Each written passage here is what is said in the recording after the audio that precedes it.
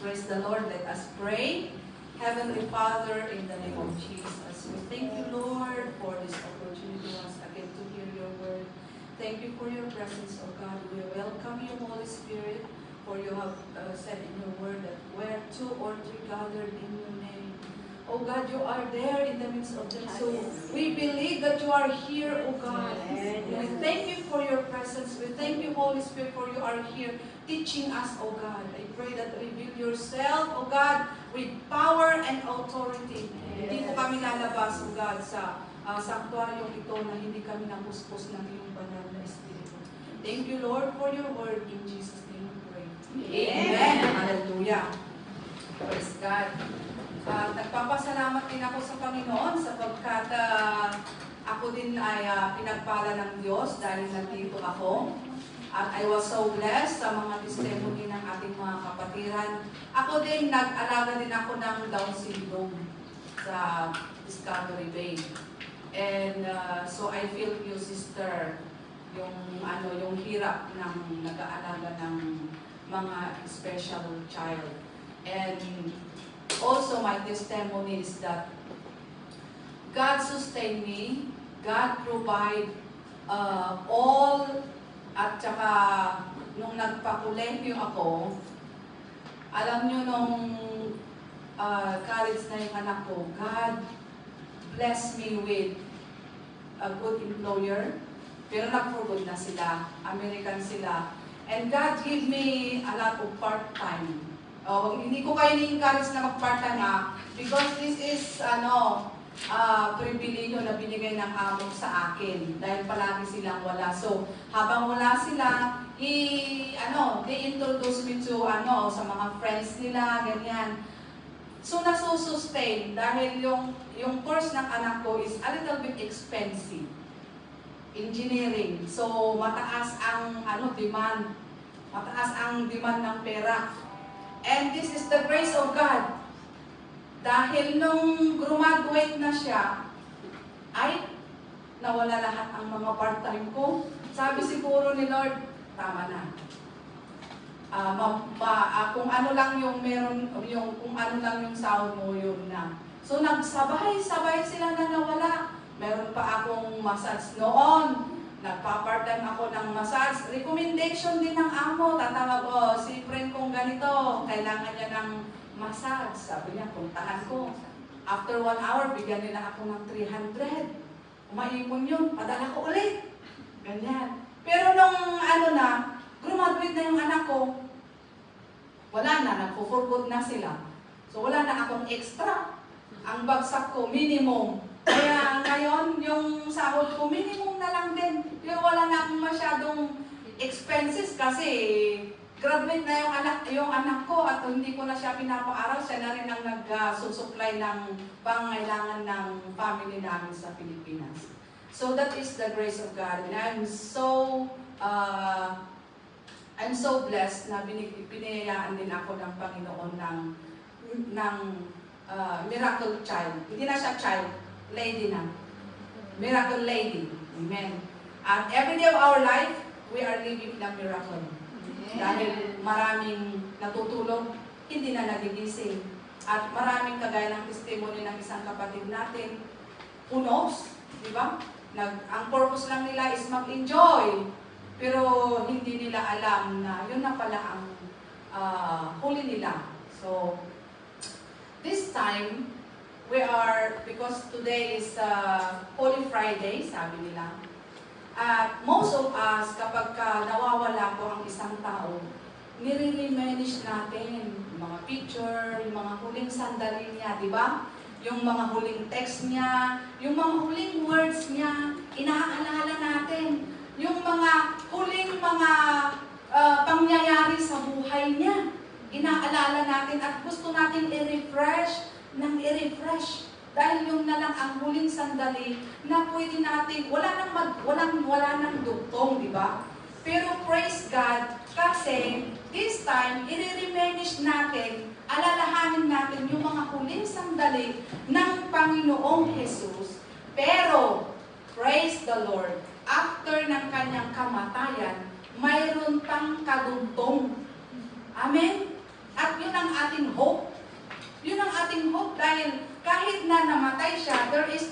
resurrection. Pero hindi po resurrection ang topic natin.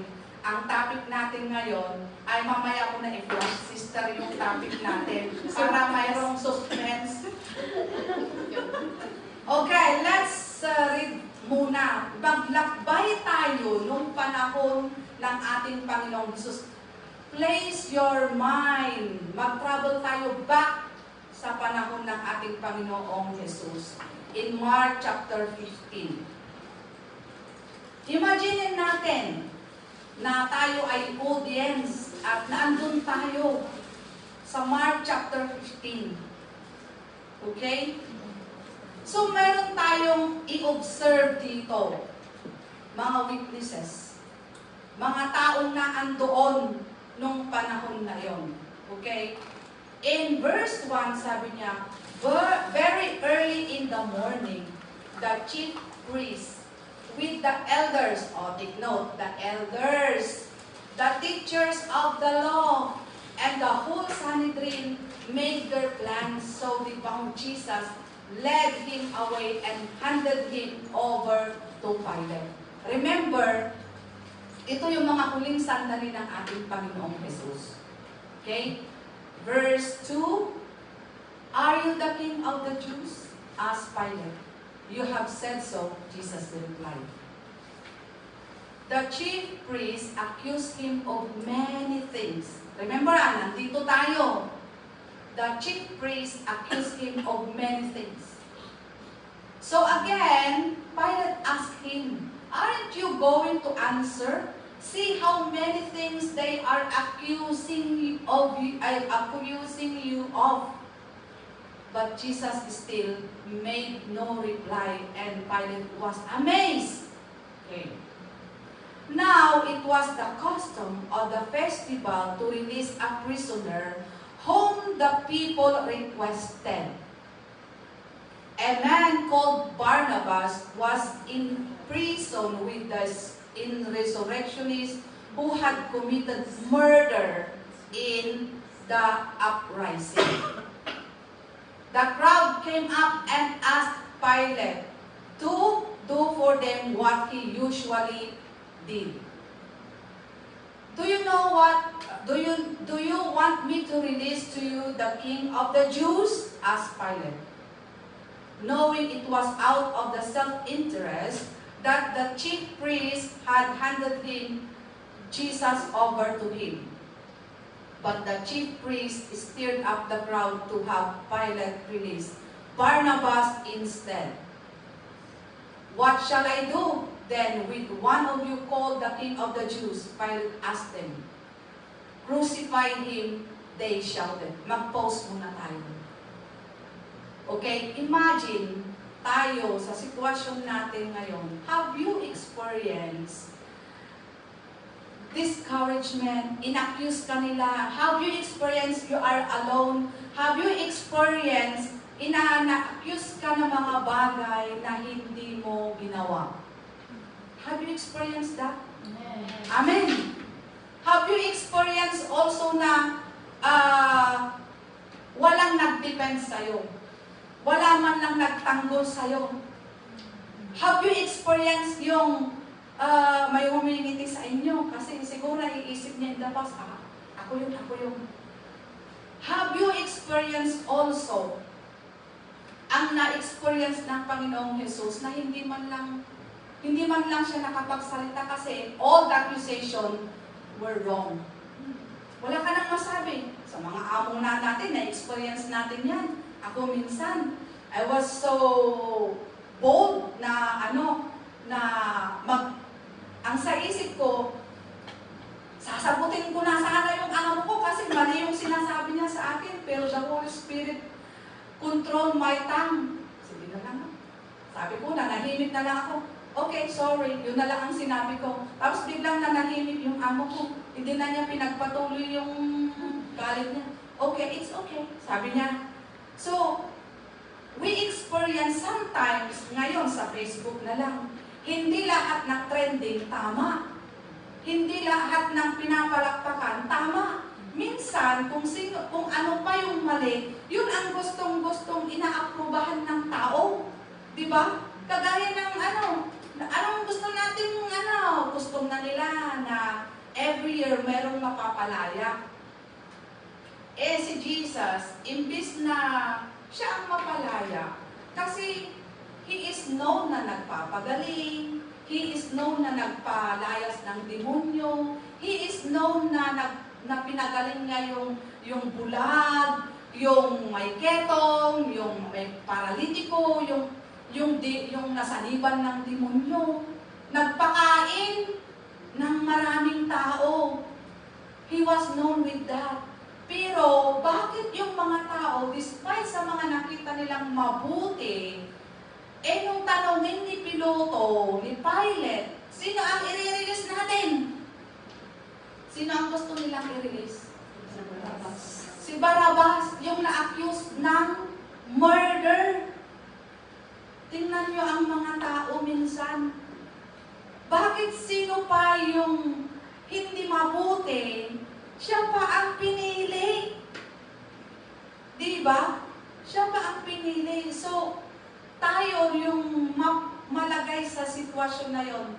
We are the witness. Nandoon tayo.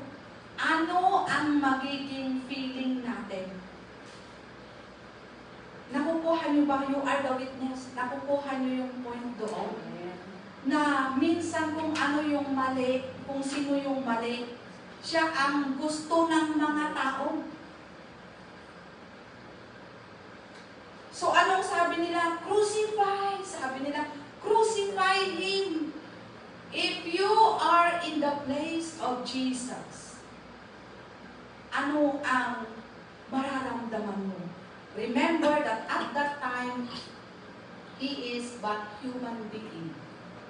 Tao siya nung time na yon.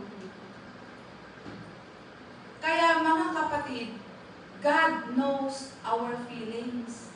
Yung halimbawa pinagkakaisahan tayo, God knows that. Yung nag-iisa ka, if you are hurt, God knows that. Hindi ka nag-iisa. Alam ng Panginoong Hesus kung ano ang nararamdaman natin.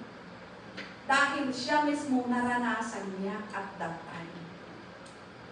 And then even kung pupunta tayo sa next, ano bang next doon? Verse 14. Sabi niya, why? Sabi niya, kahit nga si Pilate, nalilito na rin.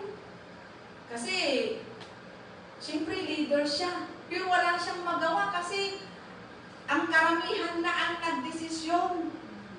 Why? Sabi niya, what crime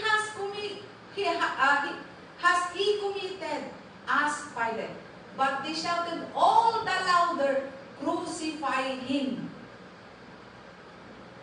Wanting to satisfy crowd. Minsan ito ang problema Kung ano ang gusto ng crowd. Kaya hindi maganda minsan yung trending. Diba? Hindi porke trending. Trending yan. Yan na yun. Yan na ang in. Wanting to satisfy crowd, Pilate released Barabbas to them. Hindi nila naisip na pagka pinalabas nila si Barabbas, maghahasik na naman siya ng another crime. He had Jesus flogged and handed him over to be crucified. Okay, next. Hindi lang yun ang nangyari. Next is the soldiers mocked Jesus. The soldiers led Jesus away. Medyo na-edit na ito. The soldiers led Jesus away in the palace that is the praetorium and called together the whole company of soldiers. Okay. They put a purple robe on him and twisted together a crown of thorns and set it on him. Grabing pang-iinsulto ito. Dahil tinatawag nga siyang King of the Jews. Inasarda nga Imagine nyo, inasarda. Nagaramid ka nga agpay suti crown kasi king nga di ba? Pero, impis na crown ti, jagpay may sumakrown ting kabilda, siit, amoy ti siit. Gusto ba di Ilocano? Kanyaming ay Ilocano siit.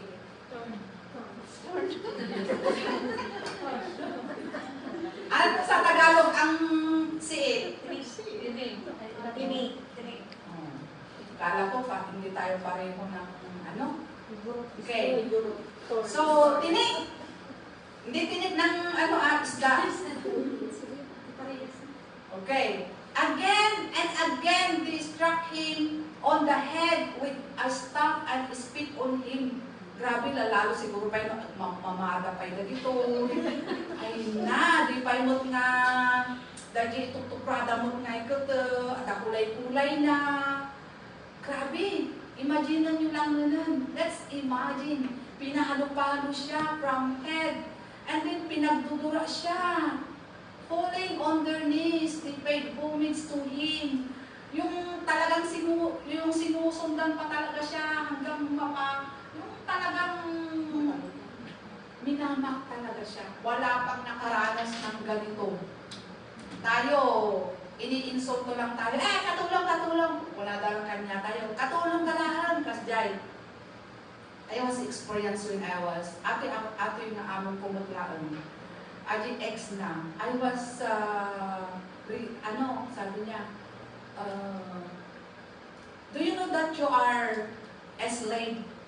Una na kanya. That is their term. Yung is na helper, slave ka no. Napakita na tayo kung narumig na napatangad ako yung kasjay. And then, okay. Kung mo di panong ko, so what? So what? Manang ako sa o. So what? Kung lang yung di lang panunod ko. So, sometimes, hindi apay naawan. So it says there, and they began to call out, "Hail King of the Jews!" Hindi naman totoong tayo kinakanta natin, "Oh, hail King Jesus!" Di ba by heart? Dahil ina-acknowledge natin, wino-worship natin. Pero itong mga ito, hindi yung pagtawag nila ng ganyan. There is mockery. Pag-iinsulto yung pagsasabi nila ng ganyan. And then, again and again, they struck him on the head with a staff. Parang naulit. Verse 20. And when they had mocked him, they took off the purple robe and put him, pinalit nga nila yung clothes niya, and they led him out to crucify him. Kasi ang purple robe, para yung sa mga king. So tinanggal nila talagang na asalunda ni Apo Diyos, ni Apo Jesus. And then in verse 21, so ni-crucify na siya. Again, parang nawawala tayo basahin ko lang alam. 21. Doon sa crucifixion na, verse 21, a certain man from Cyrene, Simon, the father of Alexander and Rufus, was passing by on a way in from the country. They forced him to carry the cross. So mayroong napadaan. Hindi rin parang dayo lang ito napadaan.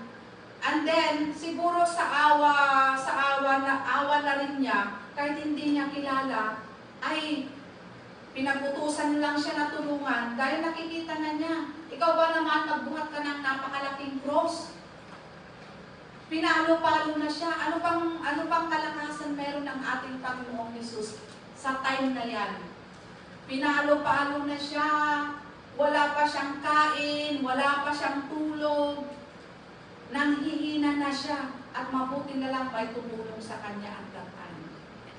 And then, they brought Jesus to the place called Golgotha, which means the place of the skull. In verse 23, then they offered him wine mixed with myrrh, but he did not take it. Kasi, ano yun parang, so yung maasim yung nasuka. Ano kasi, ang vinegar is to, para mag-preserve.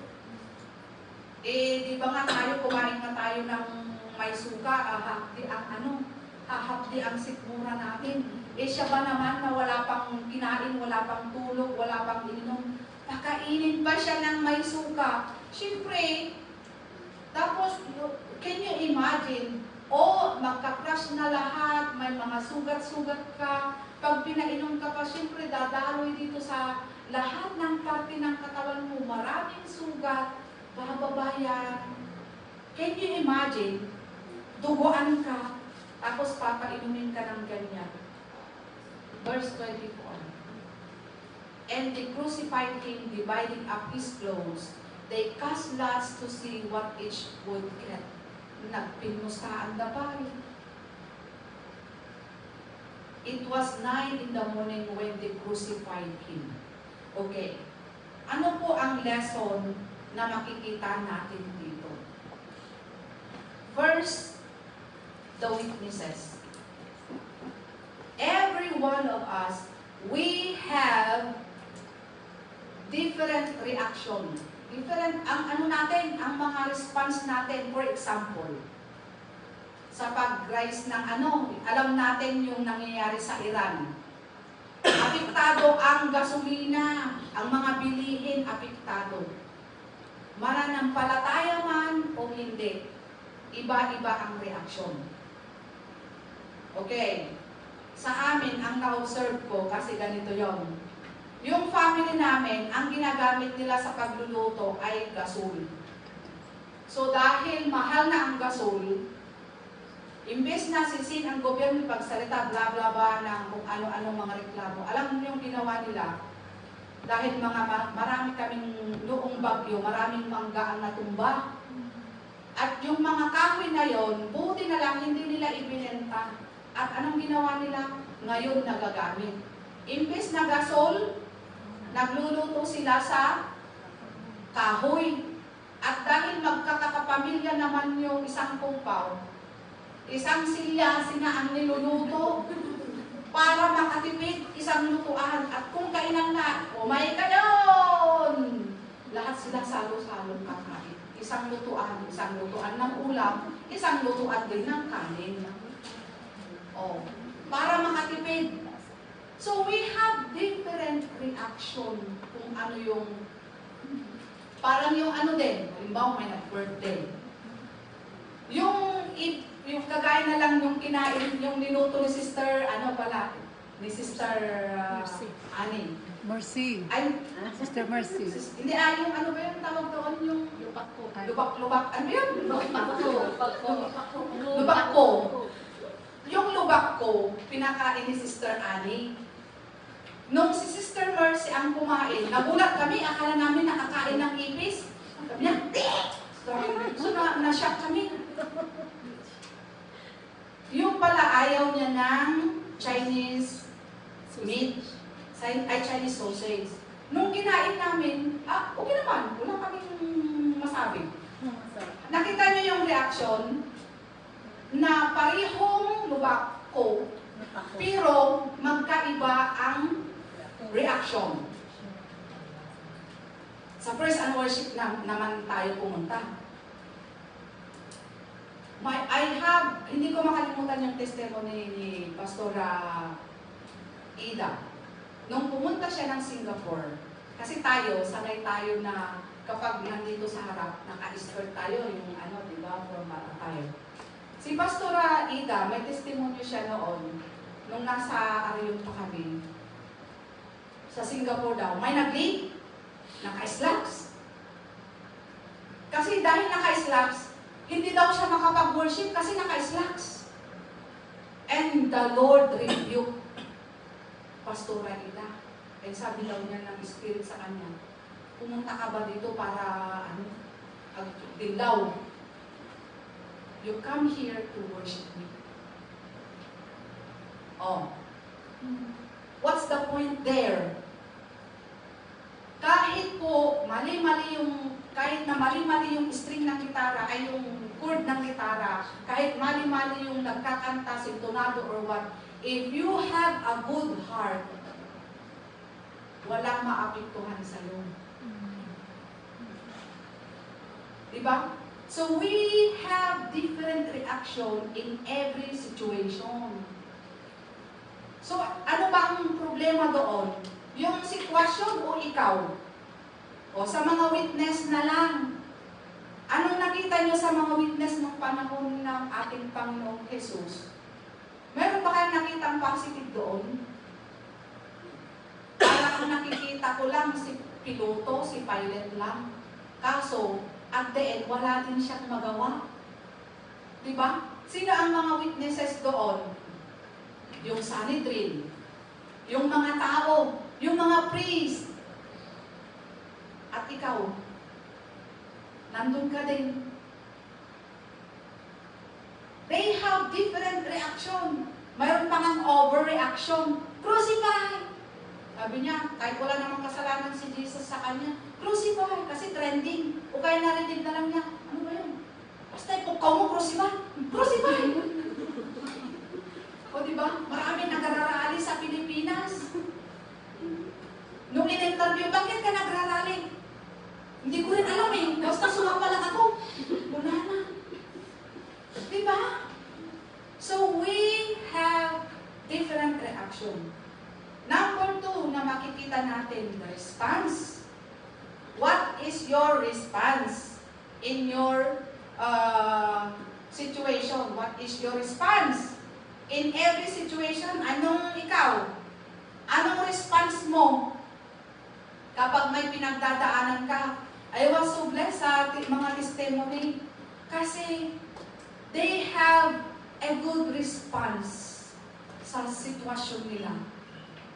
We have a friend and a sister in wisdom.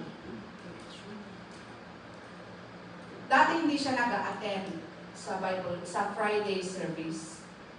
And one night, bago ako pumunta dito, I saw her. Kasi nakita ko sa Facebook yung post niya.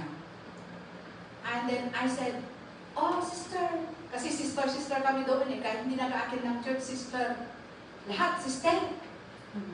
Oh, sister, kumusta ka na? Tapos naupo na kami. Ayun, umiyak na siya. Umiyak. Sabi niya, hindi pa rin ako makamove on. Sabi niya, bakit? Nangyari? Yung anak niya, nag-suicide. Criminology din. 22 years old. And nung tinakita ko yung picture, parang hindi ka makapaniwala na ang ganong kalaking katawan, matipuno, look smart, and then handsome.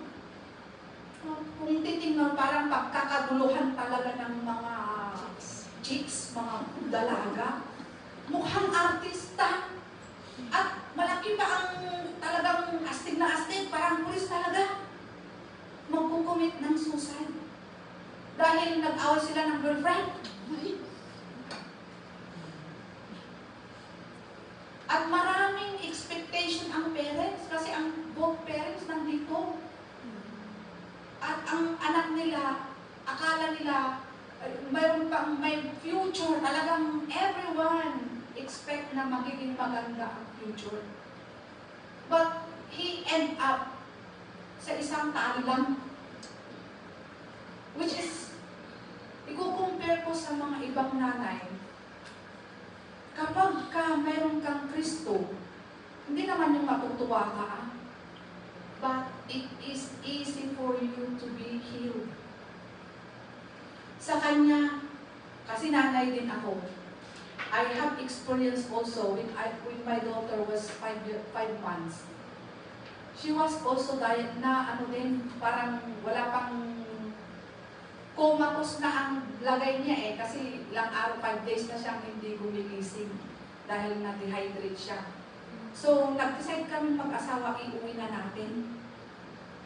Dahil hindi naman na siya nagigising. So, pagdating namin sa bahay, nag-pray na kami ng asawa ko. And we give to the Lord, Lord, kung kukunin mo na siya, kunin mo na. Sabi namin, and we pray. And then, miracle happened. May naligaw na doktor. In short, may naligaw na doktor. And then, nag-chop-chop lang siya ng apple, pinahulog niya, didrop sa buhangan ng anak namin. Mamaya, nagising na yung anak namin. Yun lang, hindi ko na ikwento lahat. Yun ang nangyari. You see, I know the feeling na mawalan. Kasi, ako din, hindi naman ako nabuntis kaagad. Ni-pray lang namin, Lord, mabuntis naman na ako. Ganyan. It takes more time para magbuntis. Nung mabuntis ako, maraming chances na mawala siya, pero hindi siya kinuha ni Lord. How much more sa mga kapatiran natin na kinuha ni Lord ang mga anak nila? Different reaction. At ang sister natin na ito, God lead her to attend dahil sa nangyari sa anak niya. Iyon ang nagbigay ng way na mag-attend siya ng Friday Bible study sa Puyo.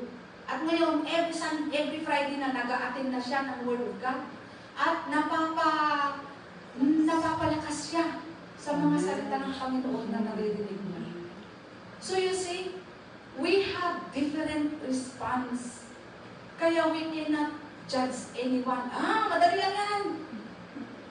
Hindi pari-pareho ang response ng tao. Kahit nga yung kinain mo yung kinain namin kaninang umaga, ano ba namang kinain namin kaninang umaga? Putok at saka kape. We have different response. Yung mga kasama namin, okay lang. Ako, nagpabalik-balik ako sa toilet. We have different response. Kaya, ano pa? In that situation, what is our action? What is your action? Next is action. Hindi ka magdepende sa, minsan ang response natin, nagdidepende lang sa sa iniisip natin, sa attitude natin, sa, ano naman ang action mo? Minsan, iba yung sinasabi ng bunganga, iba rin yung sinasabi ng action mo. May mga taong sabi nila, kabig ng dibdib. Tulak ng bibig, kabig ng dibdib. Naintindihan niyo yung Tagalog na yun?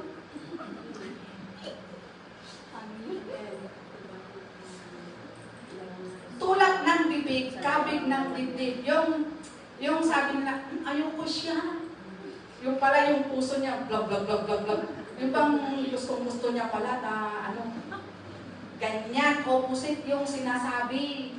Kaya minsan, may mga tao na iba yung sinasabi niya negative, pero sa puso niya pala, iba naman ang response at iba naman ang ginagawa niya. When it comes to evangelization, punta na tayo sa evangelization. Minsan, pag nag-evangelize tayo, sister, sa iba mo na lang sabihin yan. Sabi nilang ganyan, di ba? Pero pag ituloy mo lang na sabihin, sister, ganyan. Pag na-realize nila, they will come into realization. At iba ang magiging reaksyon. Kagaya ng kapatid ko, noong kasama ko siya dito sa Hong Kong, yung kapatid ko na lalaki, kasi meron din siyang nagawang hindi maganda din. Uso kasi yan sa Pagka pinagsasabihan ko siya, iba yung sinasabi niya, pakialamera ka na talaga. Ganyan, ganyan. Ganyan ba ang born again? Na nakikialam sa mabuhay ng may buhay. Ganyan, ganyan. Ako naman si ate, sige lang, banat, leta. Sige lang, sinasabi ko lang, i-block na, i-unblock na, tunukan. Hindi rin bagbagan. Ako naman, sige lang, pagsabihan ko ng pagsabihan. Napuno. Kasi, mayroon akong heart na, sige lang, sabihin mo, ganyan ang sinasabi niya, pero marirealize din niya. Parang yung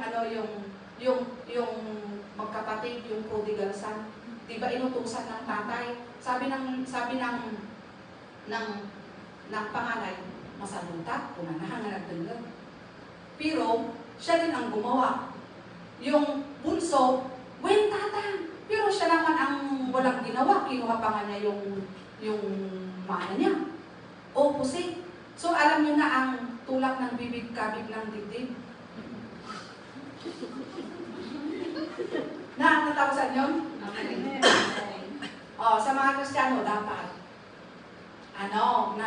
nag-a-align yung sinasabi natin. Dapat nagagawa natin. If we claim to be a Christian, we have to show it in action. Hanga tulak ng bibig, kabig ng dibdib. Na we are proclaiming, we are Christian. Pero Christian lang kayan, wala dyan ulit simbahan. Tulong nakadaan ti ijay balayon kat anong na Christian. Baka tulak ng bibig, kabig ng dibdib. Yun na. Ha? Hindi. Dapat hindi. So, ano ang makikita natin dito? Huwag ho natin sayangin yung ginawa ng Panginoon na nung panahon as we reminishing, as we remember, as we become the witness, nandun tayo sa panahon na yun. Huwag natin sayangin yung ginawa niya doon. Huwag sana tayong every year we celebrate, di ba? Inaalala natin. Pero hanggang doon lang tayo. Sana po ipagpatuloy natin na ibahagi ang pag-ibig ng Diyos. Hindi lang nagtatapos doon ang kwento. May katuloy pa, di ba? May resurrection. At tayo ngayon, nandito na tayo sa generation na ito. I-flash mong sister, DJ, title tayo.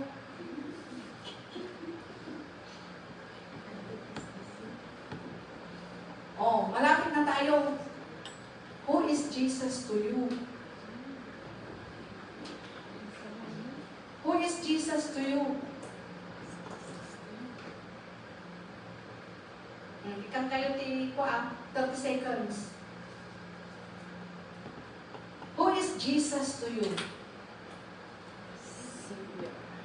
Baka mo tutuladan nyo lang din ti bagada iti Bible. You know, if you don't experience Jesus, you cannot share Jesus. Kailangan ma-experience mo muna siya. Maraming nagpo-post ng mga verses. Ijay, Facebook daw. But, minsan pinagtatawanan lang sila. Kasi, they don't really show who Jesus is. Urehan kag post iti Bible verse iti Facebook mo. No makita da ni Jesus kinka kasi na-experience mo. You cannot evangelize, you cannot show who Jesus is if you cannot experience. Kasla iti makan, nunangan ka, iti food. How can you share? How can you masasabi na masarap kung hindi mo naman natikman, di ba? Kagaya ng yung alaga ko,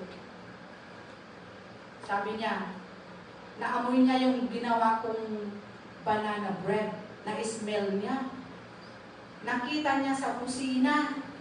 Sabi niya, is this chocolate muffin? Sabi niya sa akin, kasi binugburan ko ng chocolate. Yes! Sabi ko naman. Yes! Sabi ko. It's vanilla chocolate muffin. Binuksan niya. Naamoy niya. Sabi niya, no, it's not a chocolate muffin. It's banana bread. Sabi niya sa akin. Sabi ko naman, how did you know it's banana? You are not eating banana. Sabi ko. Kasi gusto ko siyang i-deceive para makatikim naman siya ng banana muffin. Pero hindi ko siya na-deceive. Dahil alam niya palang amoy ng banana, hindi pa naman niya natitikman ang banana. 2 years old lang siya nung huling tumikim ng banana nung pinilit ko. So, we cannot share Jesus if you don't experience Him. If you encounter Jesus, meron ka talagang encounter sa Kanya. You are bold enough to share Jesus. Oh, mag-isip-isip tayo. Ilan na ang nashiran nyo ng tungkol sa ating Panginoong Jesus? Meron na ba? Meron na? Amen. Praise the Lord. Kasi na-experience natin si Jesus. So in the Bible, sabi sa Mark chapter 15, verse 13 to 15. Ay, tama ba? Ano? Doon sa, hindi Mark.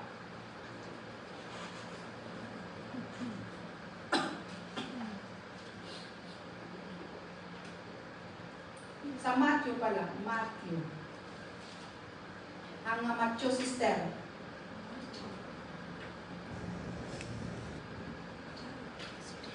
Matthew chapter 27, verse 47. 27 verse 47, sabi niya,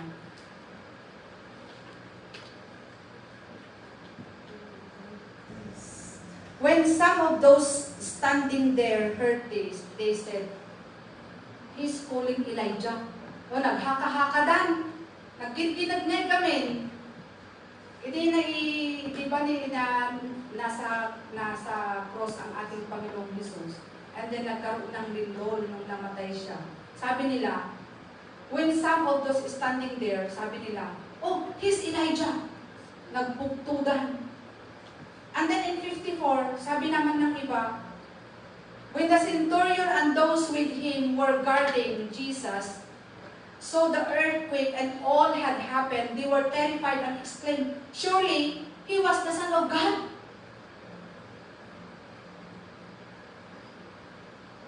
Nagbugtudan. But it's better, mga kapatid, na ma-experience tayo who Jesus is.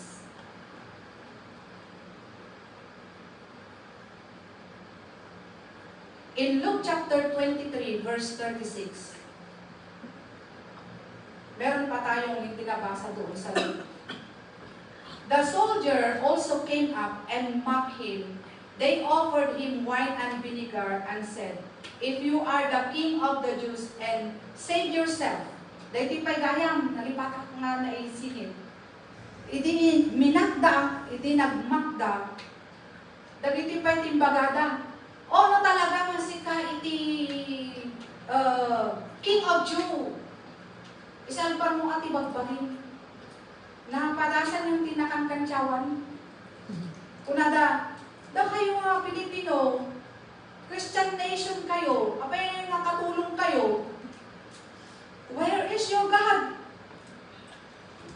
Kunada niya, kunada nga Christian nation kayo, apay nga nagrigat kayo, apay nga nagrigat pa nagbiagyo. Tagalog. Ay, sabi nila, kayong mga Pilipino, Christian nation kayo, bakit naghihirap kayo? Binabang din tayo. Pero hindi nila alam, kahit na mga katulong tayo. Sino ba naman yung nagluluto, sumasayaw, kumakanta? Di ba tayo lang yon? Amen. Amen! Sino ang ganun sa inyo? Amen. Kaya masarap ang luto natin dahil habang nagluluto tayo, inaawitan natin ang Amen. Panginoon. Ay, oo, May tama. kasama kang pasayaw-sayaw. Kaya pag kinain nila, simot sarap. Di ba? Yes. Meron pang bawang bukas. Hallelujah! Ganyan. And then, sabi nila, one of the criminals, in verse 39, susunutan nyo din ibagbagan ko.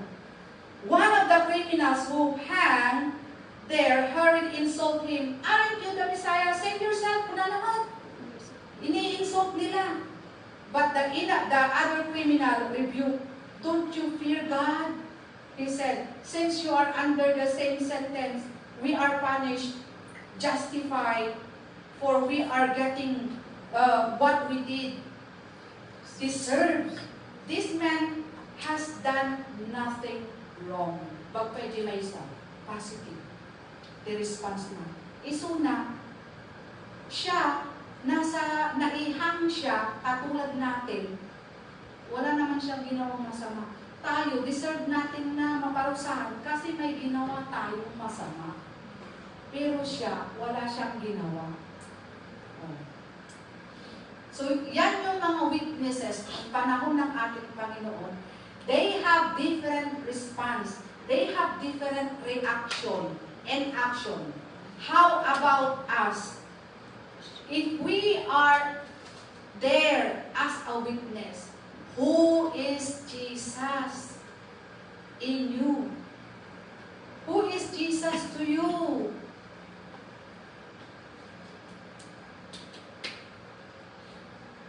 When we come here, when we come to worship Him, let us come together to see clearly Jesus. Kahit na po, hindi magaling ang gitarist natin, hindi magaling ang song leader natin, hindi magaling yung MC natin, do not magnify their weakness. Amen. Do not magnify their mistakes. Tano, nagpas ti service, isuntok balbalunong nga nagawid, si Katilugi, niya mo ginag-MC, nagtangkong tingis na, kulang tukit din, niya mo jay, dinaglit, kamakamalis, sintonado ba? Ay, sister, kaasi ka man, nalugi ka. So, when we come to the house of the Lord, let us come to see Jesus. And who is Jesus? Depende kung sino ni si Jesus kin ka. Why you come? I come here in the church because I have experienced Jesus. Can I share you my experience?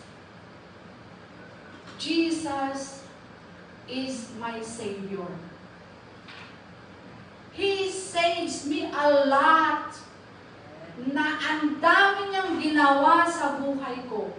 Kung iisipin ko lang yung nakaraan ko, I cannot stand here. Kung iisipin ko kung sino ako in the past, I am not worthy to stand here. Dahil nakakahiya ako. Nakakahiya ang ginawa ko, nakakahiya ang ugali ko, nakakahiya ako. I cannot boast anything. And I can say to you, now I can stand here because Jesus is my Savior. He redeems me in my past. He redeems me from all the trouble na dapat ay haharapin ko. And He even healed me dahil nung bago pa ako sa church na ito, I was suffering of back pain. Kasi noong dalaga ako, nahulog ako sa bangin. And I cannot sleep well. Wala akong magandang tulog. Dahil hindi ako makatulog dahil kapag natutulog ako, ay hindi ko alam kung saan ako pupwesto, pa side, pa kanan, pa kaliwa, pa ganyan. Dahil nga meron akong fracture. And then, when Bishop, pastor pa siya noon, sabi niya, isa sa inyo ay suffering of back pain. And then sabi, akala ko marami kami. So, nag-forward ako. And I'm praying, I'm claiming na ako yun. Pero hindi ko akalain na mag-isa pala ako. Nung ako, ay, ako lang pala. And at that time, naramdaman ko talaga ang total healing. So Jesus is my healer. Amen. So Jesus is my healer. And that's why I come here in the church not because of the pastor, not because of the sister, not because you are my friend, he is my friend, they are my friend. Hindi ako kinignap dito. Hindi rin ako pinilit. I come here because I have experienced Jesus. And I can tell you now, I am nobody who wants to share Jesus to somebody who can save anybody. That is Jesus. Hindi ko kayang i-share yung hindi ko na-experience. And if you want to experience more miracles, healing, ang healing hindi lang physical. Maybe you have trauma in the past. You have experience in the past. May mga pangyayari sa buhay mo in the past that affect your attitude now. Meron kang may nangyari in the past na ang ugali mo naapektuhan, kaya ikaw minsan ngayon ay nagre-react ng iba because of your trauma in the past. Meron kang hurts, kaya minsan iba ang response mo. Jesus can heal you. At sa mga nanonood, ikaw din, kinakausap ka din ng Panginoon. Whatever your past, whatever your pain, whatever your trauma or suffering in the past, Jesus can heal you. And whatever your mess, kahit na nakakahiya pa ang nangyari sa past mo, pwedeng gawin niya ng Panginoon na testimony. And lastly, this is a good example din at testimony. Maybe most of you ay alam na meron akong may isang kapsat. She commit adultery. Pero insina isunan dyan lalaki. And she got pregnant. Good thing nagkamangkin ni Apo Diyos. And sakbay nga nagawin bago siya umuwi ng Hong Kong. She got baptized. Na-experience niya ang family na ito with walang judgment. Kaya, pupunta tayo dito sa church, I encourage you, come. Walang judgment dito. Kahit sino ka pa, walang manghuhusga sa'yo. Bawat isa na nakikita mo dito, makasalanan. Pero binago ng Panginoon. Kaya walang sino man sa atin pwedeng husgahan ang ninuman. Dahil lahat tayo makasalanan. Pero binago tayo ng Panginoon. Amen. Baunin natin. I am nobody. Sige, sabihin mo sa sarili mo.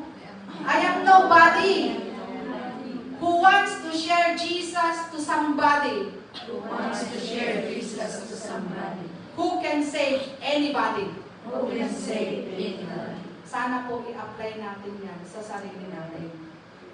At sana ma-experience pa natin ang ating Panginoong Jesus. Amen. Amen. Amen.